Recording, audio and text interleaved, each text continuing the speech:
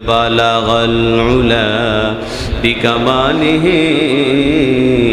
كشف الدجى بجماله حسنت جميع خصاله صلوا عليه وآله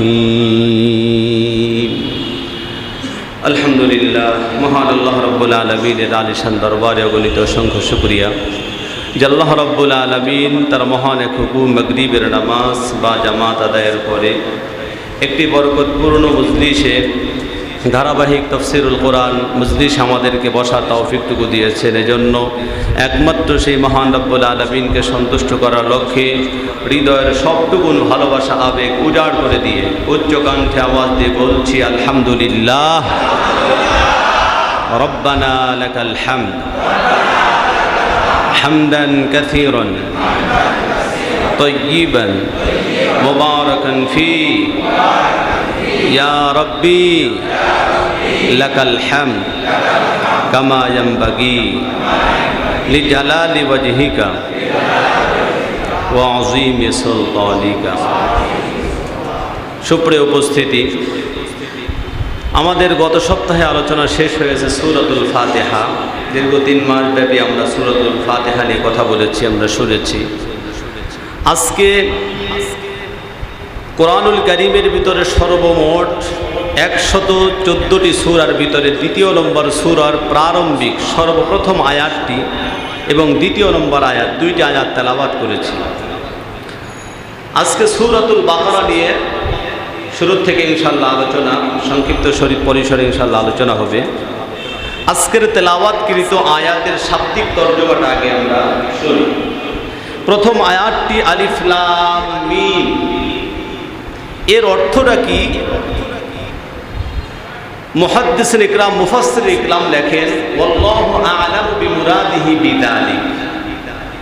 আলিফ লাম মিম এর অর্থটা প্রসিদ্ধ তাফসীর হলো আল্লাহ এবং তার রাসূলই ভালো জানেন, এছাড়া আর পৃথিবীর অন্য কোনো মানুষ জানে না। এ সম্পর্কে কিছু কথা আছে, বলা হবে ইনশাআল্লাহ।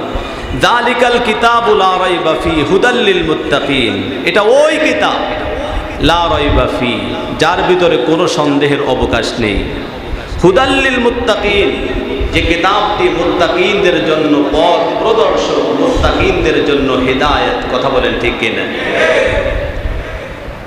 এই আয়াত তেলাওয়াত করলাম সূরাতুল বাকারার শুরু থেকে নিয়ে। এর আগে যে সূরাটা গিয়েছে সূরাতুল ফাতিহা, আর এখনের সূরা সূরাতুল বাকারা। তো 2টা সূরার ভিতরে সম্পর্কটা কি? একটার পরে আরেকটা সূরা আনা হলো, কেন আনা হলো? একটা সম্পর্ক থাকা দরকার আছে না? অবশ্যই। ফিআলুল হাকিম লা ইয়াখলু আনিল হিকমা, আল্লাহ পাকের কোনো কাজ, কোনো কথা এটা হিকমত শূন্য হতে পারে না। কথা বলেন ঠিক কিনা? আল্লাহ রাব্বুল আলামিন সূরাতুল বাকারা, সূরাতুল ফাতিহার পরে সূরাতুল বাকারাটা আনলেন। তাহলে সূরাতুল বাকারা এবং সূরাতুল ফাতিহা এই উভয়টার মাঝে সম্পর্কটা কি? সম্পর্কটা হলো এই যে সূরাতুল ফাতিহার ভিতরে আমরা আল্লাহ পাকের কাছে হিদায়াত কামনা করেছি, সিরাতাল মুস্তাকিম, সরল সঠিক পথ কামনা করেছি। ঠিক কি মনে আছে আমাদের? সূরাতুল ফাতিহার ভিতরে আল্লাহ পাক আমাদেরকে সিরাতাল মুস্তাকিম, সরল সঠিক পথ চাওয়ার নির্দেশ দিয়েছেন। আমরা যখন আল্লাহ পাক শিখিয়ে দেওয়ার পরে আল্লাহ পাকের কাছে আমরা সিরাতাল মুস্তাকিম চেয়েছি, আল্লাহ পাক এই দোয়াটা কবুল করে আল্লাহ পাক সূরাতুল বাকারা দিয়ে আমাদেরকে বলছেন, বান্দারে তুমি যে সিরাতে মুস্তাকিম, সরল সঠিক পথ আমার কাছে কামনা করেছো, নাও আমি তোমাকে সিরাতুল মুস্তাকিম পথটা দিয়ে দিলাম। এই সূরাতুল বাকারা এখান থেকে নিয়ে যেই হুকুম এবং আহকাম আমি নাযিল করেছি, তুমি যদি তোমার ব্যক্তিগত জীবনে, পারিবারিক জীবনে, সামাজিক জীবনে, তোমার রাষ্ট্রীয় জীবনে যদি তুমি এটা ধারণ করতে পারো, তুমি যদি গ্রহণ করতে পারো, তাহলে আমি আল্লাহ রাব্বুল আলামিন এর ভিতরে হিদায়াত রেখে দিয়েছি, সিরাতে মুস্তাকিম রেখে দিয়েছি। এর উপরে আমল করলে পরে দুনিয়াতেও তুমি নাজাত পেয়ে যাবে, শান্তিতে চলতে পারবে, আখিরাতেও জাহান্নাম থেকে মুক্তি পেয়ে তুমি জান্নাতে চলে যাবে। তাহলে সূরাতুল ফাতিহার ভিতরে যে আমরা সিরাতে মুস্তাকিম চেয়েছি, সূরাতুল বাকারা দিয়ে ওই সিরাতে মুস্তাকিমটা আল্লাহ পাক আমাদেরকে, সিরাতে মুস্তাকিমটা কি, সরল সঠিক পথটা কি, এই সূরাতুল বাকারার মাধ্যমে আমাদেরকে সেই নির্দেশনা দিচ্ছেন। বলেন সুবহানাল্লাহ। এখন সূরাতুল বাকারা এই সূরাটার নাম হচ্ছে সূরাতুল বাকারা। বাকারা শব্দের অর্থ হলো গাভী। বাকারা শব্দের অর্থ কি? গাভী। গরু আছে না, হ্যাঁ, গাভী, যেটা একটা হলো ষাঁড় আর একটা হলো গাভী। তা বাকারা শব্দের অর্থ হলো গাভী। তাহলে এই সূরাটার নাম সূরাতুল বাকারা, সূরাতুল গাভী করে কেন রাখা হলো? একটা কথা মনে রাখতে হবে, কুরআনুল কারীমের ভিতরে যে 114টি সূরা আছে, এই সূরার যে নামকরণটা করা হয়েছে কয়েকটা বিষয়ের দিকে লক্ষ্য করে সূরার নামকরণ করা হয়। কখনো সূরার যে শুরুর যে অক্ষরটা থাকে অথবা যে শব্দটা থাকে, এই শব্দকে লক্ষ্য করে কখনো কখনো নামকরণ করা হয়। আবার কখনো কখনো বিষয়বস্তুর দিকে লক্ষ্য করে, অনেক বিষয় একটা সূরার ভিতরে আছে, গুরুত্বপূর্ণ যে বিষয়টা আছে ওই বিষয়ের দিকে লক্ষ্য করেও কখনো কখনো সূরার নামকরণ করা হয়। আবার কখনো কখনো কোনো সূরার ভিতরে যদি অনেক ঘটনা বর্ণিত হয়ে থাকে, তাহলে এই ঘটনার মধ্য থেকে গুরুত্বপূর্ণ ঘটনা কোনটা, ওই ঘটনার দিকে লক্ষ্য করে সূরার নামকরণ করা হয়। তা সূরাতুল বাকারার ভিতরে অনেক হুকুম আহকাম, অনেক ঘটনা বর্ণিত হয়েছে। তবে এর ভিতরে এই ঘটনার মধ্য থেকে প্রসিদ্ধ একটা ঘটনা হলো এই গাভীর সাথে সম্পৃক্ত হযরত মূসা আলাইহিস সালাতু ওয়াস সালামের জামানায় সংঘটিত হওয়া গাভীর সাথে সম্পৃক্ত একটা ঘটনা যেহেতু এখানে বর্ণিত হয়েছে, ওই দিকে লক্ষ্য করে সূরার নামকরণ করা হয়েছে সূরাতুল বাকারা। সুবহানাল্লাহ। তাহলে তিনটা জিনিসের দিকে লক্ষ্য করে সূরার নামকরণ করা হয়। একটা হলো প্রথম শব্দের দিকে, দ্বিতীয় নম্বর বিষয়বস্তুর দিকে, তৃতীয় নম্বর যে ঘটনা বর্ণিত হয়েছে ওই ঘটনার দিকে লক্ষ্য করে। তাহলে এখানে যে বিষয় সূরার নামকরণ করা হলো, এটা হলো গুরুত্বপূর্ণ একটা ঘটনাকে কেন্দ্র করে। কথা বলেন ঠিক কি? তাহলে আমরা বুঝলাম সূরার নামকরণ কেন করা হলো। এরপরে আলিফ লাম মিম, এটা হলো 1 নম্বর আয়াত। 286টি আয়াত আছে এই সূরাতুল বাকারার ভিতরে। কয়টি আয়াত? 286টি আয়াত। কুরআনুল কারীমের 114টি সূরার ভিতরে সবচেয়ে বড় সূরা হচ্ছে সূরাতুল বাকারা। কতটি আয়াত? 286টি আয়াত এর ভিতরে আছে। তো প্রথম আয়াতটা কি? একেবারে সংক্ষিপ্ত, আলিফ লাম মিম, একটি আয়াত। এই তাফসীরের ভাষায় এই শব্দগুলোকে বলা হয় হুরুফুল মুকাত্তাআত, বিচ্ছিন্ন শব্দসমূহ। এর অর্থটা কি? অনেকে অনেক তাফসীর করেছে। কেউ তাফসীর করেছেন আলিফ দ্বারা উদ্দেশ্য আল্লাহ, লাম দ্বারা উদ্দেশ্য জিবরিল, মিম দ্বারা উদ্দেশ্য মুহাম্মদ। অর্থাৎ কেউ কেউ তাফসীর করে এটা বোঝাতে চাচ্ছেন আলিফ লাম মিম বলে আল্লাহ রাব্বুল আলামিন বোঝাতে চাচ্ছেন এই কুরআনুল কারীম আলিফ আমি আল্লাহ থেকে, আমি আল্লাহ নাজিল করেছি। তারপরে লাম জিবরিল, জিবরিলের মাধ্যমে আমি নাজিল করেছি। মিম মুহাম্মদ, মুহাম্মাদের উপরে আমি নাজিল করেছি। এই কুরআনুল কারীম আমি আল্লাহর পক্ষ থেকে জিবরিলের মাধ্যমে হযরত মুহাম্মদুর রাসূলুল্লাহ সাল্লাল্লাহু আলাইহি ওয়াসাল্লামের উপরে নাজিল করেছি। বলেন সুবহানাল্লাহ। এটা হলো 1 নম্বর তাফসীর, আলিফ লাম মিম দ্বারা উদ্দেশ্য কি। আবার কেউ কেউ বলছেন না, আলিফ লাম মিমের অর্থ যে এটা কিন্তু স্পষ্ট কোনো হাদিসের ভিতরে পাওয়া যায় না, অন্য কোনো আয়াতের ভিতরে পাওয়া যায় না। যার কারণে কেউ কেউ বলছেন আসলে এটার অর্থ যে সুনিশ্চিত এটা বলা যাবে না। তাহলে এর অর্থটা কি? কেউ কেউ বলছেন না, আল্লাহু আ'লামু বিমুরাদিহি বিযালিক। যেহেতু কোরআনের অন্য কোনো আয়াতের অর্থটার কথা নাই, অন্য কোনো হাদিসের, একমাত্র আল্লাহই ভালো জানেন। কিন্তু সবচেয়ে গুরুত্বপূর্ণ তাফসীর আমাদের মনে রাখতে হবে, আলিফ লাম মিম পবিত্র কোরআনুল কারীমের প্রায় 24টি সূরার ভিতরে 25টি সূরার ভিতরে হুরুফুল মুকাত্তাআত দিয়ে শুরু করেছেন আল্লাহ রাব্বুল আলামিন। তে এর অর্থটা কি, এর দ্বারা উদ্দেশ্যটা কি? সবচেয়ে গুরুত্বপূর্ণ নির্ভরযোগ্য তাফসীর হলো ওয়াল্লাহু আ'লামু, আল্লাহু ওয়া রাসূলুহু আ'লাম। এই আয়াত দ্বারা, এই হুরুফুল মুকাত্তাআত দ্বারা, বিচ্ছিন্ন শব্দগুলি দ্বারা উদ্দেশ্য কি একমাত্র আল্লাহ জানেন এবং বিশ্ব নবী জানেন, অন্য কেউ জানে না। সুবহানাল্লাহ। কারণ এটা আল্লাহ পাক কেন রেখে দিয়েছেন? আমার মুসলমান ভাইরা, এইগুলিকে বলা হয় হুরুফুল মুকাত্তাআত। এর দ্বারা উদ্দেশ্য কি? অধিকাংশ মুফাসসির মুফাসসিরিন ইকরাম বলেন এর দ্বারা উদ্দেশ্য কি? এটা একমাত্র আল্লাহ রাব্বুল আলামিন এবং তার নবী বিশ্বনবী সাল্লাল্লাহু আলাইহি ওয়াসাল্লাম এই দুইজনে জানেন, আর কেউ জানে না। বন্ধুগণ আমার, তাহলে পৃথিবীর অন্য কোনো মানুষদেরকে জানানো হলো না, বিশ্বনবীকে শুধুমাত্র জানানো হলো। কেন জানানো হলো?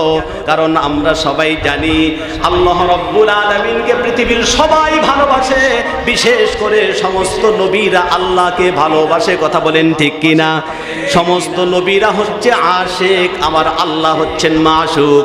কিন্তু আমাদের নবীর বেলায় সম্পূর্ণ ভিন্ন।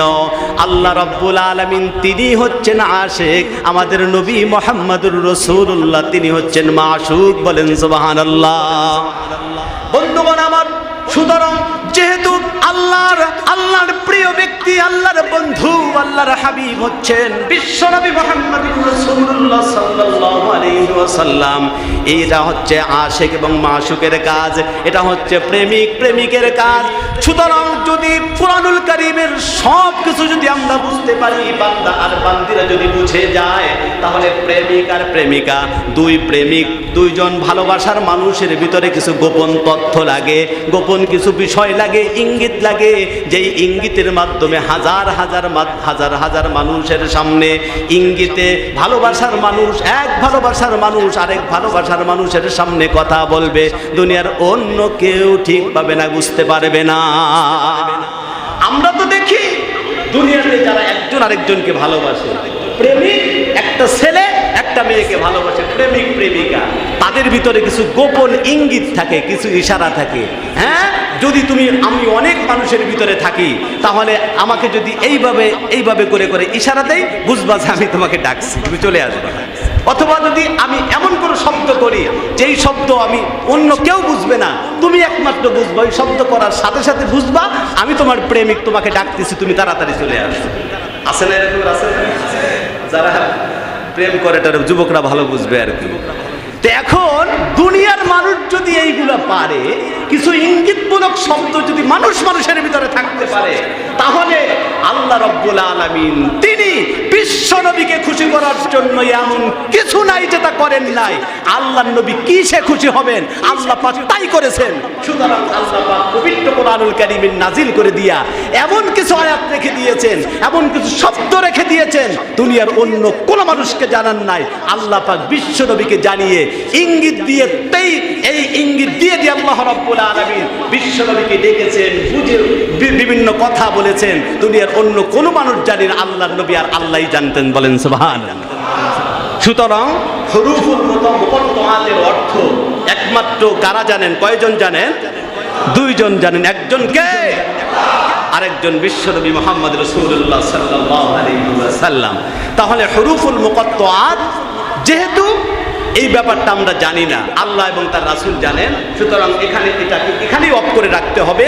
কারণ যেটা আমাদেরকে আল্লাহ পাক জানাননি, বিশ্বনবী জানাননি, ওই বিষয়ে জানার চেষ্টা করা, ওই বিষয় নিয়ে গুতাগুতি করা, এটা শয়তানের খাসলাত। কথা বলেন ঠিক কিনা?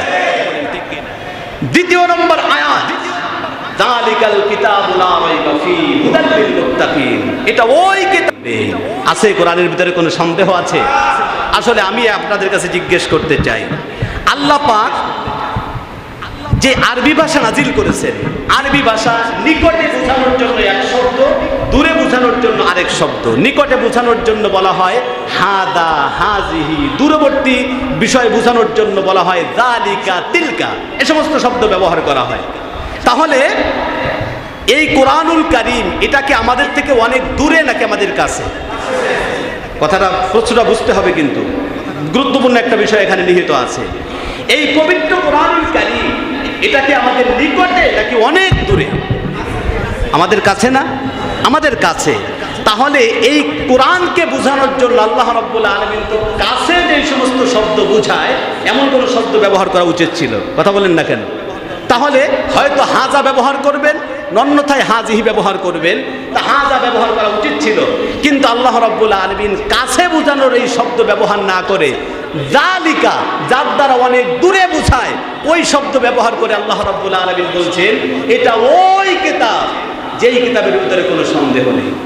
এটা কেমন হবে? কাছের শব্দ ব্যবহার করা উচিত ছিল। আমার প্রশ্নকে আপনারা বুঝছেন নাকি? তাহলে আল্লাহ পাক যালিকা দূরে বোঝানোর জন্য এই শব্দ ব্যবহার কেন করলেন? অবশ্যই একটা কারণ আছে কিনা বলেন। আমার মুসলমান ভাইরা, আল্লাহ রাব্বুল আলামিন এই পবিত্র কোরআনুল কারীম আমাদের কাছে নাজিল করে দিয়ে, এই কোরআনুল কারীম আমাদের কাছে নাজিল করে দিয়ে, আমাদের কাছে দিয়ে আল্লাহ পাক হাজা শব্দ ব্যবহার না করে যালিকা দূরবর্তী শব্দ কেন ব্যবহার করেছেন? তাফসীরের ভিতরে মুফাসসির ইকরাম দুইটা তাফসীর করেছেন। একটা তাফসীর, সর্বপ্রথম তাফসীর হলো এই পবিত্র কোরআনুল কারীম আমাদের কাছে যেটা আছে এটা মূলত কোরআন নয়, এটা কিন্তু মূল কোরআন নয়, এটা হচ্ছে একটা ছায়া কোরআন। মূল যে কিতাবটা রয়েছে, মূল যে কোরআনটা রয়েছে, এই কোরআনটা আল্লাহ রাব্বুল আলামিন লৌহে মাহফুজে লিপিবদ্ধ করে রেখে দিয়েছে। মূল যে কোরআন, এই মূল কোরআনটা আল্লাহ পাক কোথায় লিখে দিয়েছেন? লৌহে মাহফুজে লিখে রেখেছেন। আমাদেরকে বোঝানোর জন্য একটা ছায়া কোরআন, লিখিত আকারে একটা কোরআন, এটা কিন্তু মূল কোরআন নয়, ওই মূল কোরআনের একটা ছায়া, এটা আমাদের কাছে নাজিল করে দিয়েছেন। কিন্তু আল্লাহ পাক যালিকা শব্দ ব্যবহার করে আল্লাহ পাক বুঝাচ্ছেন এটা কিন্তু তোমাদের কাছে যে কিতাব যেটা আছে এটা কিন্তু মূলত ওই কিতাব, যেই কিতাবটা আমি লৌহে মাহফুজে লিপিবদ্ধ করে রেখেছি, যেখানে কোনো শয়তান স্পর্শ করতে পারবে না, যেখানে কোনো পণ্ডিত শয়তান পর্যাত গিয়ে এটা পরিবর্তন করতে পারবে না, কেউ এটাকে পরিবর্তন করে কোনো শব্দ, কোনো নোক্তা পর্যন্ত পরিবর্তন করতে পারবে না। কারণ লৌহে মাহফুজ আমি আল্লাহ রাব্বুল আলামিন এমনভাবে সংরক্ষণ করেছি, কোনো শয়তান পর্যাত তার কাছেও যেতে পারবে না। কথা বলেন ঠিক কিনা? সুতরাং যালিকা দ্বারা আল্লাহ রাব্বুল আলামিন ওই কিতাবকে বুঝিয়েছেন। কোন কিতাবকে? যেটা আছে লৌহে মাহফুজে। কথাটা বুঝে আসছে নাকি? দ্বিতীয় নম্বর আরেকটা তাফসীর হলো, দেখবেন আমাদের সমাজে অনেক সময় দেখা যায়, অনেক সময় জিজ্ঞেস করে, ভাই একজনে বয়ান করছে, বয়ান করার পরে এখন জিজ্ঞেস করছে, ভাই বয়ানটা কেমন হলো? অনেক সময় জিজ্ঞেস করে না, বলতেছে যে সেই হয়েছে, সেই বলে না। হ্যাঁ, অনেক সময় দেখবেন যে একজন একটা জিনিস জিজ্ঞেস করছে, আমি যেখানে বক্তব্য দিলাম অথবা এই কাজটা করলাম কেমন হয়েছে, অনেক সময় দেখবেন যে বলে সেই হয়েছে, সেই বলে না। সেই মানে কি? হ্যাঁ, খুব ভালো হয়েছে তাই বুঝায় না? তা সেই দ্বারা কি? সেই দ্বারা তো দূরবর্তী কোনো কিছু বোঝানো হয়। তাহলে তার মানে এই সেই বলে দূরবর্তীবাচক শব্দ ব্যবহার করে সে তোমার বক্তব্যটা ভালো হয়েছে, খুব মর্যাদাপূর্ণ হয়েছে, খুব ফজিলতপূর্ণ হয়েছে, এমন কিছু বোঝানো হয়। কথা বলেন ঠিক কিনা? তাহলে আল্লাহ রাব্বুল আলামিন এই পবিত্র কোরআনুল কারীম আমাদের কাছে অবতীর্ণ করে দিয়ে, আমাদের কাছে দিয়ে দূরবর্তী শব্দ ব্যবহার করে আল্লাহ পাক এই কোরআনের মর্যাদাকে বুঝিয়েছেন। হে মানব সকল, যদিও তোমাদের কাছে কাছে তোমাদের হাতে কোরআন আছে, তোমাদের ঘরে আছে, তোমাদের মসজিদে আছে, তোমরা মনে করো না এই কোরআনের দাম কমে গিয়েছে। মনে রেখো, তোমাদের কাছে আমি নাযিল করে দিয়েছি, কিন্তু কোরআনের মর্যাদা, এত মর্যাদা আমি আল্লাহ পাক যালিকা শব্দ ব্যবহার করে আমি বুঝিয়ে দিলাম। কোরআনের মর্যাদার ধারে কাছে ও তোমরা কেউ ঘিসতেও পারবে না। পৃথিবীর অন্য কোনো যত কিতাব আছে, কোনো কিতাবের মর্যাদা কোরআনের মর্যাদার ধারে কাছেও আসতে পারবে না। কথা বলেন ঠিক কিনা? তাহলে এর যে কত মর্যাদা আছে, কোরআনের মর্যাদা নাই? কোরআনের যে কত মর্যাদা, আমরা যদি কোরআনুল কারীমের অন্য আয়াতগুলোর দিকে তাকাই তাহলে বুঝতে পারবো। একটা মানুষ, কথাটা অন্তরের কান দিয়ে বুঝতে হবে, কোরআনের এত মর্যাদা, এত মর্যাদা। শুধুমাত্র নাক থাকলেই মানুষ হতে পারে না একটা মানুষ, চোখ থাকলেই তাকে মানুষ বলা যায় না, হাত থাকলেই তাকে মানুষ বলা যায় না। কোরআনুল কারীমের সূরাতুর রহমানের শুরুর 3টা আয়াতের দ্বারা আল্লাহ রাব্বুল আলামিন বুঝিয়েছেন, বান্দারে যতক্ষণ পর্যন্ত এই কোরআনের মর্যাদা এত বেশি, যতক্ষণ পর্যন্ত এই কোরআনী শিক্ষা তুমি ধারণ না করবে, শরীয়তের জ্ঞানগুলি তুমি আহরণ না করবে, শরীয়তের উপর চলতে গেলে যতটুকু কোরআন শেখা দরকার এতটুকু কোরআন যতদিন পর্যন্ত তুমি শিখতে না পারবে, অতদিন পর্যন্ত দেখতে অন্য মানুষেরা তোমাকে মানুষ বললেও আমি আল্লাহর কাছে তুমি মানুষই হতে পারবে না। বলেন সুবহানাল্লাহ। তাহলে কোরআনের মর্যাদা কত বেশি। কোরআনী ইলম শিক্ষা না করলে একটা মানুষ কিন্তু আল্লাহর কাছে মানুষ হিসেবেই পরিগণিত হয় না। দেখবেন, মনে করেন আমরা নিজেরাও কিন্তু এই সমস্ত শব্দ ব্যবহার করি, যে মানুষের মতো দেখতে মনে হলেই কি একটা মানুষ মানুষ হয়ে যায়? আমরা নিজেরাও বলি না। উদাহরণস্বরূপ মনে করেন একটা লোকের 3টা সন্তান। কয়টা সন্তান? সবাই বলতে হবে, কয়টা সন্তান? 3টা সন্তান। তো অনেক সময় দেখবেন বলে এক একজনে বলে, ভাই অমুকের 3টা সন্তান 3টা ছেলে, 2টা তো মানুষ হয়েছে কিন্তু আরেকটা হয়েছে অমানুষ, বলে কিনা বলেন? আচ্ছা, যাকে বলা হলো অমানুষ তাকে কেন অমানুষ বলা হলো? তার কি পিছন দিক দিয়ে গরুর মতো একটা লেজ বেরোয়েছে? হ্যাঁ, মাথার ভিতরে দুধের শিং বেরোয়েছে, তাহলে তাকে অমানুষ কেন বলা হলো? বোঝা গেল তাকেও তো দেখতে, তার ওই যেই 2জনকে মানুষ বলছে তারও যেমন 2টা চক্ষু আছে, তাদের এই লোকটারও 2টা চক্ষু আছে, তাদেরও একটা করে নাক আছে, তারও কিন্তু একটা নাক আছে, তাদেরও কিন্তু 2টা হাত আছে, এই ছেলেটারও 2টা হাত আছে। তারপরে ওই 2টা ছেলেকে মানুষ বলা হলো, আমরা আরেকটা ছেলেকে অমানুষ বললাম। এর কারণটা কি? বোঝা গেল শুধুমাত্র নাকের নাম মানুষ নয়, কানের নাম মানুষ নয়, হাত পা থাকলেই তাকে মানুষ বলা হয় না। যতক্ষণ পর্যন্ত মানুষের যেই কোয়ালিটি, মানুষের ভিতরে যেই গুণ থাকা দরকার, এই গুণ যতক্ষণ পর্যন্ত একটা ব্যক্তির ভিতরে অর্জিত না হবে, ততক্ষণ পর্যন্ত দেখতে মানুষের মতো মনে হলেও ওই লোকটা কিন্তু মানুষ নয়, অমানুষ। কথা বলেন ঠিক কিনা? আরেকটা উদাহরণ দিয়ে মনে করেন, দেখতে 2টা জিনিস একই রকম মনে হলেই সবসময় এক হয়ে যায় না। মনে করেন 2টা গ্লাসের ভিতরে পানি রাখা আছে। কি রাখা আছে? অনেক সময় উদাহরণটা আমি দিয়ে থাকি। 2টা গ্লাসের ভিতরে পানি রাখা আছে, এমন পানি রাখা আছে যেই পানির ভিতর দিয়া ওই যে এটাকে বলক উঠতেছে, বলক বুট বুট বুট বুট ওঠে না অনেক সময়? এমন এমন কিছু পানি আছে না? উদাহরণস্বরূপ মনে করেন 7 আপ ঢালছেন, তা 7 আপ ডাবলের ভিতর দিয়ে বুট বুট ওঠে না? হ্যাঁ, বলক ওঠে। তো এখন 2টা গ্লাসে এমন পানি রাখা আছে যেই পানির ভিতর দিয়া বলক উঠতেছে, যেই পানির ভিতর দিয়ে বুট বুট উঠতেছে। এখন একটা লোক একটা গ্লাসের পানি ধরেই মুখে দিছে, দেওয়ার পরে এখন বলতেছে, আহ কি মজাদার, এটা হচ্ছে 7 আপ। 7 আপের ভিতর দিয়া বলক উঠে, খাইয়েই বলতেছে খুব মজা। এখন লোভে লোভে লোভে লোভে আরেকটা গ্লাসের পানি ধরেই মুখে দিছে, দেওয়ার সাথে সাথে বলতেছে, দূর কি খাইলাম, এটা তো পেশাব। পেশাবও দেখবেন গ্লাসের ভিতরে ঢেলে দেখবেন যে ওই 7 আপের মতো বলক ওঠে। বলবেন হুজুর আপনি কি ঢেলে দেখছেন নাকি? আরে ঢালে দেখা লাগে নাকি, এমনি বোঝা যায়। কথা বলেন ঠিক কিনা?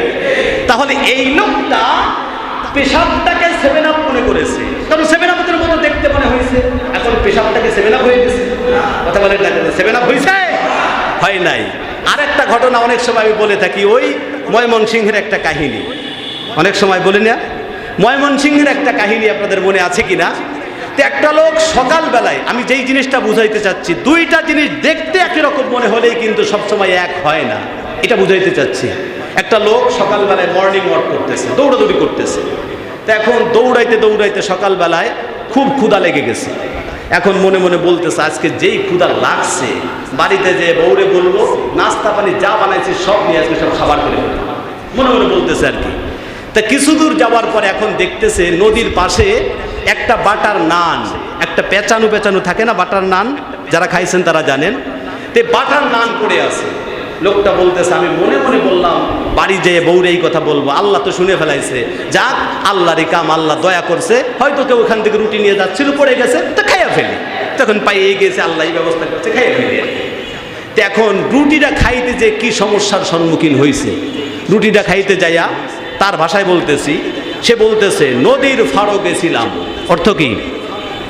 অর্থ কি?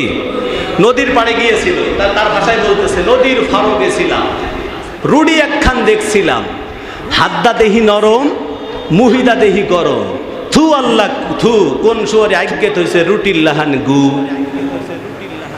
দেখবেন বাচ্চারা অনেক সময় পায়খানা করে না, এইভাবে মোড়ায় মোড়ায় এইভাবে।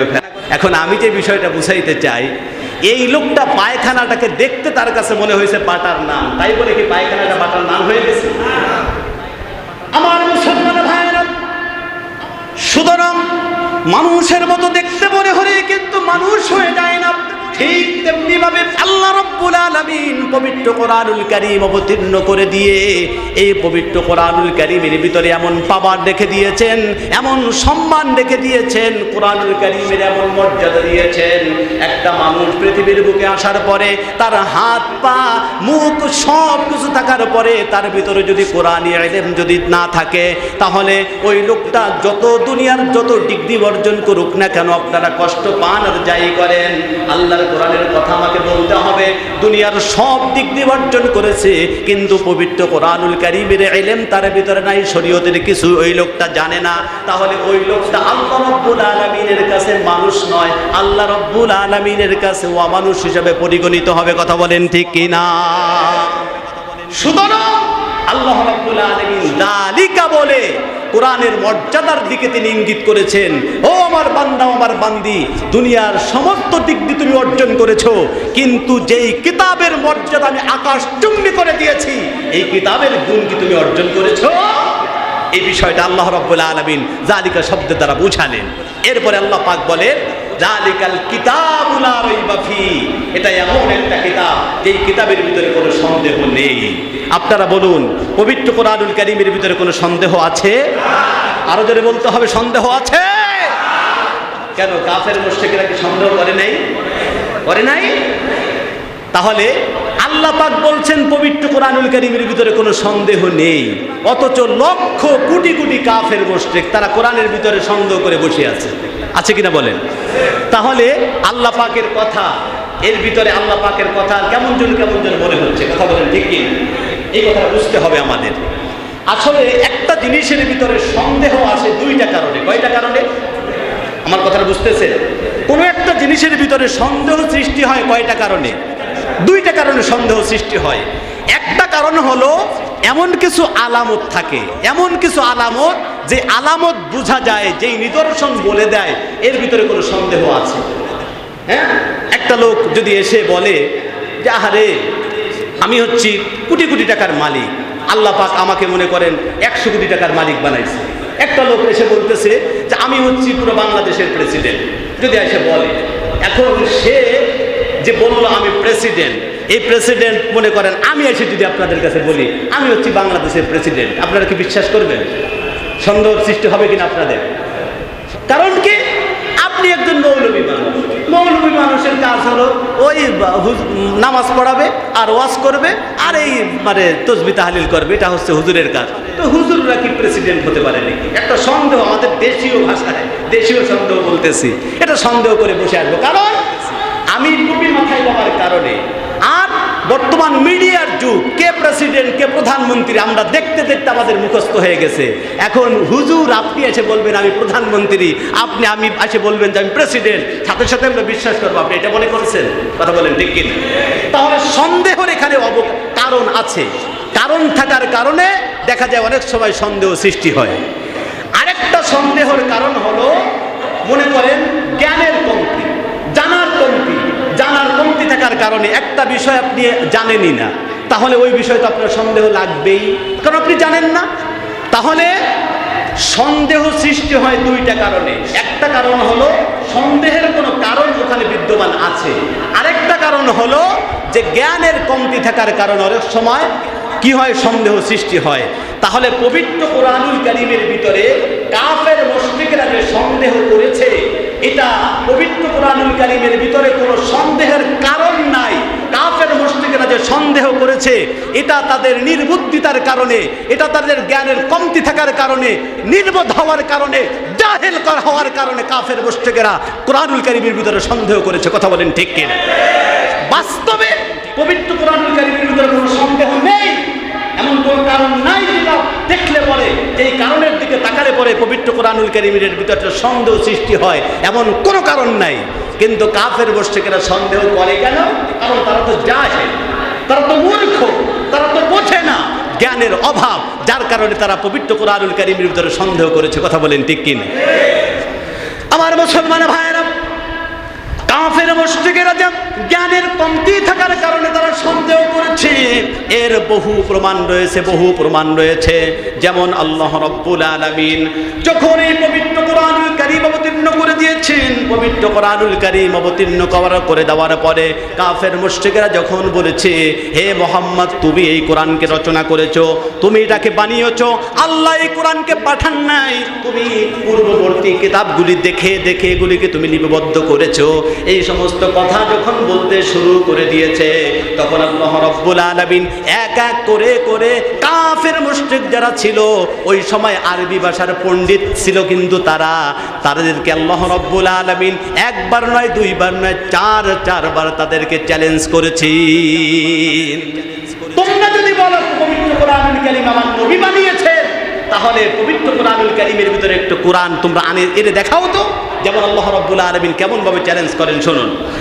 আল্লাহ রাব্বুল আলামিন সর্বপ্রথম চ্যালেঞ্জ করলেন, কুল ইন ইজতামাআতিল ইনসু ওয়াল জিন্নু আলা আইয়াতু বিমিথলি হাদাল কুরআন।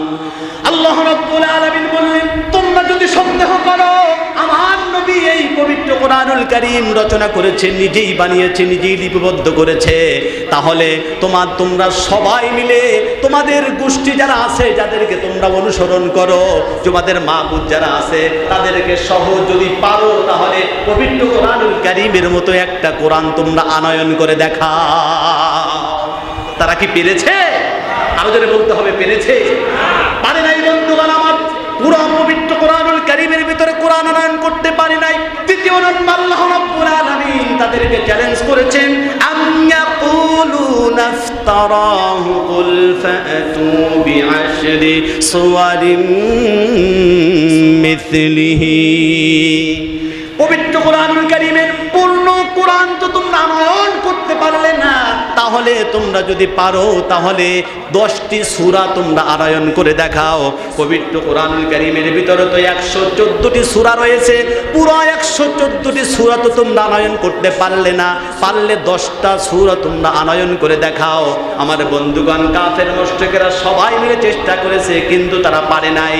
তৃতীয় নম্বর আল্লাহ রাব্বুল আলামিন আবার চ্যালেঞ্জ করে দিলেন, ওয়া ইন কুনতুম ফি রাইবিম মিম্মা নাযালনা আলা আবদিনা বিতু বিসুফাতু বিসূরাতিন মিন মিথলিহি। তোমরা 10টা সূরা আনয়ন করতে পারলে না, পবিত্র কোরআনুল কারীমের পূর্ণ কোরআন তো তোমরা আনয়ন করতে পারলে না। তৃতীয় নম্বর চ্যালেঞ্জ আমি ছুড়ে দিলাম, তোমরা যদি পারো, তোমরা তো এত বড় সাহিত্যিক, এত আরবি ভাষা তোমরা জানো, তাহলে সবচাইতে ছোট যে সূরাটা রয়েছে সূরাতুল কাউসার, সূরাতুল কাউসারের মতো একটা সূরা তোমরা আনয়ন করে দেখাও। এই চ্যালেঞ্জটা করার পরে কাফের মুশরিকদের ভিতরে যারা বড় বড় সাহিত্যিক ছিল, কবি ছিল, সাহিত্যিক ছিল, সবাই মিলে চেষ্টা করেও ছোট্ট সূরার মতো একটা সূরা আনয়ন করতে পারে নাই। সর্বশেষ একটা সূরা তারা কিন্তু বানিয়েছিল। তারা একটা সূরা কি করেছিল? বানিয়েছিল। তাদের সূরাটা বলবো নাকি?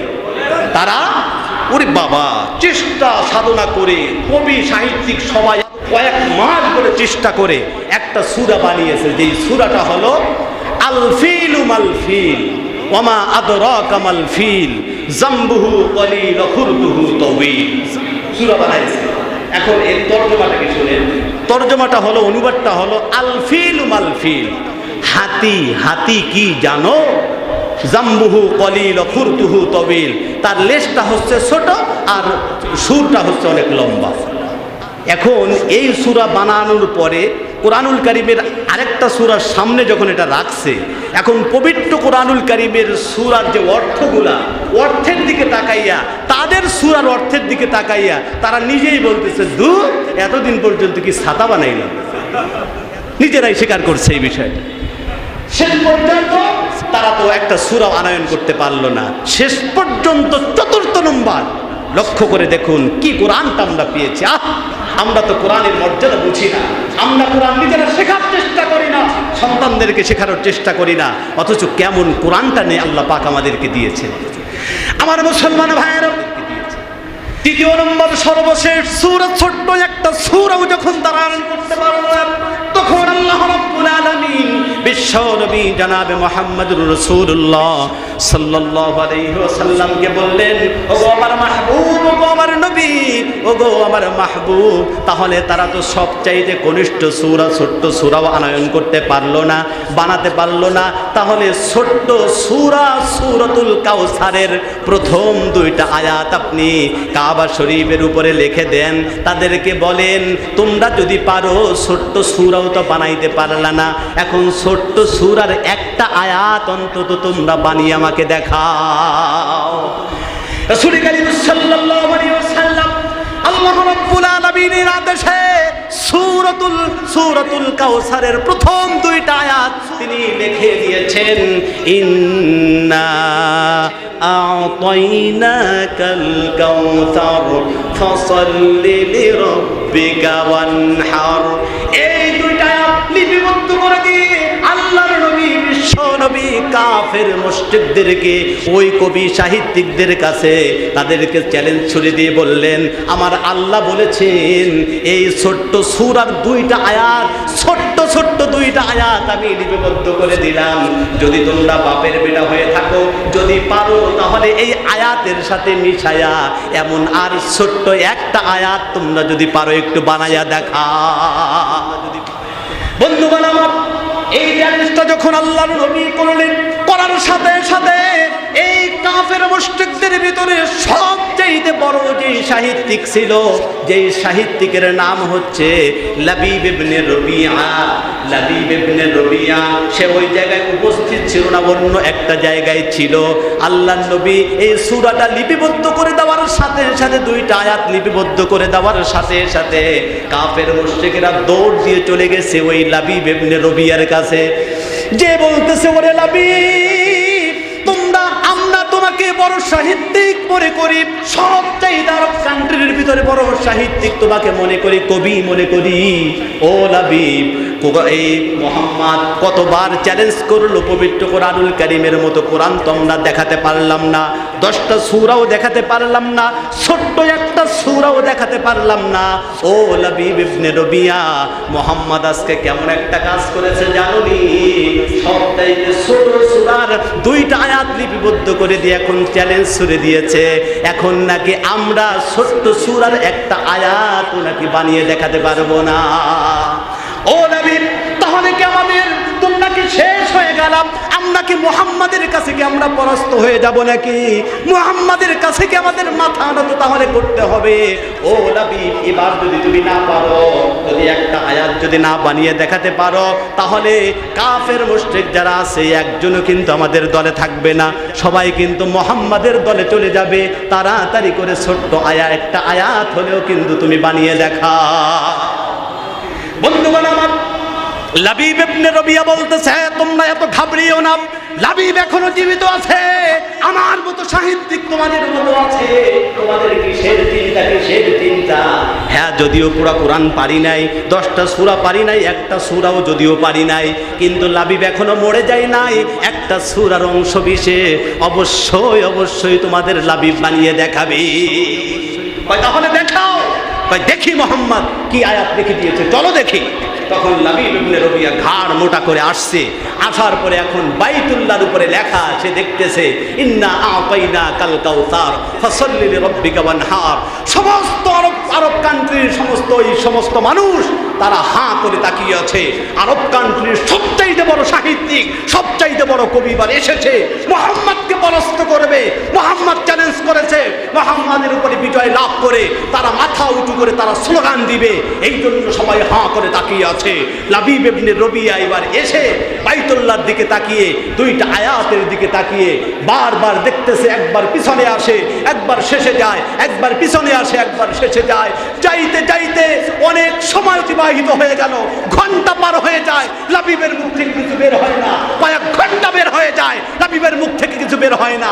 সবাই খোঁচা দিচ্ছে, ও লাবিব, তোর কি হলো, তোর মুখ থেকে কোনো কথা বের হয় না কেন? বহু সময়ের পরে লাবিব ইবনে রবিয়ার মুখ থেকে যেই কথাটা বের হয়েছে, স্বর্ণাক্ষরে লিখে রাখার মতো একটা কথা লাবিব এখন বলতেছে। বন্ধুগণ আমার, লাবিব ইবনে রবিয়া সে বারবার ওই আয়াতের দিকে তাকিয়েছে, আয়াতের দিকে তাকিয়ে, ইন্না আতাইনাকাল কাউসার ফাসাল্লি লিরাব্বিকা ওয়ানহার। এরপরে যে আয়াতটা সে বানিয়েছিল, যেই কথা সে বলেছিল, আয়াত কিন্তু সে বানাই নাই, সে এই আয়াত সম্পর্কে, এই কোরআনুল কারীম সম্পর্কে একটা মন্তব্য শেষ পর্যন্ত করেছে। আয়াত তো বানাতে পারেই নাই, সর্বশেষ সে বলেছে, লাইসা হাদা কালামুল বাশার। লাবিব ইবনে রবিয়া বলতেছে, হে আরব কান্ট্রির, হে কাফের মুশরিকেরা, তোমরা আমাকে সব চাইতে বড় সাহিত্যিক মনে করো, তোমরা আমাকে সব চাইতে বড় জ্ঞানী মনে করো, তোমরা আমাকে সব চাইতে বড় কবি মনে করো।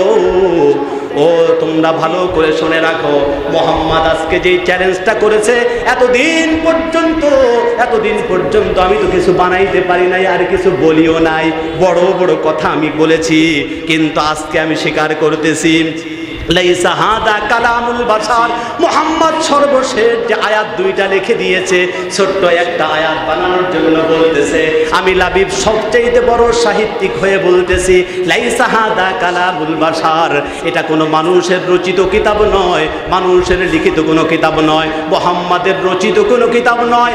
এই কিতাবের সাথে চ্যালেঞ্জ করার মতো কোনো যোগ্যতা আমাদের নাই, এই কিতাবের মতো কোনো কিতাব আমাদের আনয়ন করার কোনো যোগ্যতা নাই।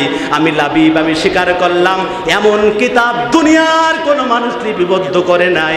অবশ্যই অবশ্যই এমন কোনো ক্ষমতাবান আছে, এমন কোনো ক্ষমতাধর আছে, অবশ্যই তার পক্ষ থেকে এই পবিত্র কোরআনুল কারীম অবতীর্ণ করা হয়েছে। শেষ পর্যন্ত সবচাইতে বড় সাহিত্যিক, সে ঘন্টার পর ঘন্টা দাঁড়ানোর পরে তার মুখ থেকে বের হয়েছে, লাইসা হাদা কালামুল বাশার, এটা মানুষের রচিত কোনো কিতাব নয়, এটা ওই যে এমন শক্তিধর কেউ আছেন, এমন কোন প্রভু আছেন যিনি অবতীর্ণ করেছেন। পৃথিবীর কোন মানুষ এমন কিতাব রচনা করার কোনো যোগ্যতা নাই। কথা বলেন ঠিক কিনা? আজ পর্যন্ত কেউ পেরেছে? পারেনি। আজ পর্যন্ত এমন একটা কিতাবের দৃষ্টান্ত দেখাতে পারবেন না যে কিতাবটা বছর 2টা হয়ে গেছে, 10টা হয়ে গেছে, 100 বছর 200 বছর চলে গেছে, এখনো পর্যন্ত কিতাবটা সেইভাবে আছে, কিতাবের ভিতরে কোনো ভুল বের হয় নাই, এমন একটা কিতাব আপনারা দেখাতে পারবেন না। কিন্তু এই পবিত্র কোরআনুল কারীম এমন একটা কিতাব, 1450 বছর অতিবাহিত হয়ে গিয়েছে, এখনো পর্যন্ত কাফের মুশরিকদের বাঘা বাঘা কাফের মুশরিকেরা হাজারো চেষ্টা করে, লাখো চেষ্টা করে, পবিত্র কোরআনুল কারীমের একটা নোক্তাকেও পরিবর্তন করতে পারে নাই। কথা বলেন ঠিক কিনা? এই কোরআন আমাদের মাঝে আছে, এই জন্য আল্লাহ রাব্বুল আলামিন বললেন, পবিত্র কোরআনুল কারীমের শুরুতেই বলে দিলেন, যালিকাল কিতাবু লা রাইবা ফি, এটা এমন একটা কিতাব যেই কিতাবের ভিতরে কোনো সন্দেহ নাই। সুবহানাল্লাহ। এই কিতাব আমাদের মাঝে থাকার পরেও এই কিতাব সংসদে না নিয়ে, এই কোরআন অনুযায়ী সংবিধান পরিচালনা না করে, ওই কার্ল মার্কস, লেনিন, মাও সেতুং, শয়তান বজ্জাদের মন্ত্র দিয়ে, তাদের তন্ত্রমন্ত্র দিয়ে সংসদ পরিচালিত করার কারণে আজকে দিন যত যাচ্ছে দুর্নীতি তত বেড়ে যাচ্ছে। কথা বলেন ঠিক কিনা? হিংসা, বিদ্বেষ, শয়তানি, বজ্জাতি সব কিছু বেড়ে যাচ্ছে। একমাত্র কারণ হলো কোরআনকে আমরা ছেড়ে দিয়েছি। কথা বলেন ঠিক কিনা? এই কোরআন যতদিন পর্যন্ত খোদার কসম খেয়ে বলি, আল্লাহর কসম খেয়ে বলি, যতদিন পর্যন্ত এই কোরআনের মর্যাদা আমরা না বুঝবো, এই কোরআন আমাদের ব্যক্তিগত জীবনে ধারণ না করব, পারিবারিক জীবনে ধারণ না করব, সামাজিক জীবনে, রাষ্ট্রীয় জীবনে যতদিন পর্যন্ত আমরা ধারণ না করব, কোরআন অনুযায়ী যতদিন পর্যন্ত আমাদের সংসদ পরিচালিত না করব, অতদিন পর্যন্ত মদ বন্ধ হবে না, জুয়া বন্ধ হবে না, ধর্ষণ বন্ধ হবে না, দুর্নীতি বন্ধ হবে না। কথা বলেন ঠিক কিনা? এটা আমরা এখানেই চিল্লায় চিল্লায় শেষ করে দিই, বাহিরে আমরা নেই না। আমরা যদি এই সংকল্প করতাম, আমরা যদি দৃঢ় প্রতিজ্ঞাবদ্ধ হতাম, অবশ্যই কোরআনকে আমরা সংবিধানে নিব, তাহলে আপনারা কি মনে করেন ইসলামের বিজয় আনতে কি লক্ষ লক্ষ মানুষের প্রয়োজন আছে নাকি? 313 জন মানুষেরই দরকার। কথা বলেন ঠিক কিনা? 313 জন মানুষ পুরো সমাজটাকে পরিবর্তন করে দেখান নাই? সাহাবা একরাম 313 জন মানুষ, পুরো আরব কান্ট্রি যেখানে জাহিলিয়াতের যুগ ছিল, চারিদিকে শুধু অন্ধকার আর অন্ধকার, শিরিক বিদআতে ভরা, মাত্র 313 জন মানুষ পুরো দেশটাকে, পুরো সমাজটাকে পরিবর্তন করে ফেলেছেন। আজকে লক্ষ লক্ষ মুসলমান আমরা, কিন্তু আমরা ঘোড়ার ডিম করতে পারতেছি না। কথা বলেন ঠিক কিনা? সুতরাং এমন কিছু পার্সন দরকার, হযরত আবু বকরের মতো একজন লোক দরকার, হযরত ওমরের মতো একজন লোক দরকার। আমরা বুক আশা বেঁধে আছি, বারবার কথা বলি, আপনাদেরকে আহ্বান করি, হতে পারে এই লোকদের ভিতর থেকে একজন ওমর দাঁড়িয়ে যাবে, যার নেতৃত্বে পুরা বাংলাদেশ ইসলামী রাষ্ট্রে পরিণত হয়ে যাবে। হতে পারে কিনা বলেন? এই আশায় আছি। আল্লাহ পাক কবুল করেন, সকলে বলুন আমিন। আমার বন্ধুগণ, সর্বশেষ যে কথাটা বলে শেষ করে দিয়েছি, হুদাল লিল মুত্তাকিন, এই কিতাবটা হচ্ছে মুত্তাকিনদের জন্য পথ প্রদর্শক। কাদের জন্য? মুত্তাকিনদের জন্য, সবার জন্য। এই কিতাব কিন্তু সবার জন্য পথ প্রদর্শক, কিন্তু সবাই যারা কোরআনকে বিশ্বাস করে না, যারা আল্লাহকে ভয় করে না, তারা কোরআন পড়বে তারা পড়বে ভুল বের করার নিয়তে। যারা এই নিয়তে কোরআন পড়বে তারা একবার কেন, হাজারবার কেন, লক্ষবার কেন, একেবারে কোটি কোটি বারও যদি পড়ে, তাহলে কোরআন তাদেরকে পথ প্রদর্শন করবে না। কথা বলেন ঠিক কিনা? যারা আল্লাহকে ভয় করে, আল্লাহর সামনে যারা মাথা নত করে, আল্লাহকে যারা সিজদা করে, এই সিজদা যারা আল্লাহকে করে, আল্লাহর সামনে মাথা নত করে, তারা যদি কোরআন বোঝার চেষ্টা করে, কোরআন পড়ে, যতবার তেলাওয়াত করবে, প্রত্যেকটা তেলাওয়াতের মাধ্যমে আল্লাহ পাক তার ঈমানকে বৃদ্ধি করে দিবেন।